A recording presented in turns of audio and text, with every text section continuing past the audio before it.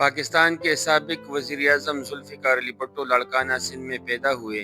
ان کے والد سر شاہنواز بھٹو مشیر اعلیٰ حکومت بمبئی اور جوناگڑھ کی ریاست میں دیوان تھے۔ پاکستان میں آپ کو قائد عوام یعنی عوام کا رہبر اور بابائے آئین پاکستان بھی کہا جاتا ہے۔ آپ پاکستان کی تاریخ کے مقبول ترین وزیر اعظم تھے۔ ذوالفقار علی بھٹو نے 1950 میں برکلے یونیورسٹی کیلیفورنیا سے سیاسیات میں گریجویشن کی۔ 1952 میں آکسفورڈ یونیورسٹی سے اصولی قانون میں ماسٹر کی ڈگری لی۔ اسی سال مڈل ٹیمپل لندن سے بیرسٹری کا امتحان پاس کیا۔ پہلے ایشیائی تھے جنہیں انگلستان کی ایک یونیورسٹی ساؤتھمپٹن میں بین الاقوامی قانون کا استاد مقرر کیا گیا۔ کچھ عرصہ مسلم لا کالج کراچی میں دستوری قانون کے لیکچرر رہے۔ 1953 میں سندھ ہائی کورٹ میں وکالت شروع کی۔ بھٹو جمہوری حکومت میں صدر پاکستان سکندر مرزا کے وزیر اعظم فیروز خان نون کی کابینہ میں وزیر تجارت تھے۔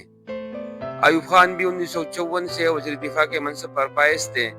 1958 تا 1960 صدر ایوب خان کی کابینہ میں وزیر تجارت، 1960 تا 1962 وزیر اقلیتی امور، قومی تعمیری نو اور اطلاعات، 1962 تا 1965 وزیر صنعت و قدرتی وسائل اور امور کشمیر، جون 1963 تا جون 1966 وزیر خارجہ رہے۔ دسمبر 1967 میں پاکستان پیپلز پارٹی کی بنیاد رکھی۔ 1970 کے عام انتخابات میں پیپلز پارٹی نے مغربی پاکستان میں نمایاں کامیابی حاصل کی۔ دسمبر 1971 میں جنرل یحییٰ خان نے پاکستان کی آئینی حکومت مسٹر بھٹو کو سونپ دی۔ وہ دسمبر 1971 تا 13 اگست 1973 صدر مملکت کے عہدے پر فائز رہے۔ 14 اگست 1973 کو نئے آئین کے تحت وزیر اعظم کا حلف اٹھایا۔ 1977 کے عام انتخابات میں دھاندلیوں کے سبب ملک خانہ جنگی کی سی کیفیت پیدا ہو گئی۔ 5 جولائی 1977 کو جنرل ضیاء الحق نے مارشل لاء نافذ کر دیا۔ ستمبر 1977 میں مسٹر بھٹو نواب محمد احمد خان کے قتل کے الزام میں گرفتار کر لیے گئے۔ 18 مارچ 1978 کو ہائی کورٹ نے انہیں سزائے موت کا حکم سنایا۔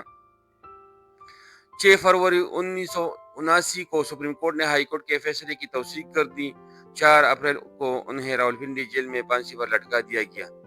سندھ میں 4 اپریل ان کی شہادت کے دن صبح بھر میں عام تعطیل ہوتی ہے۔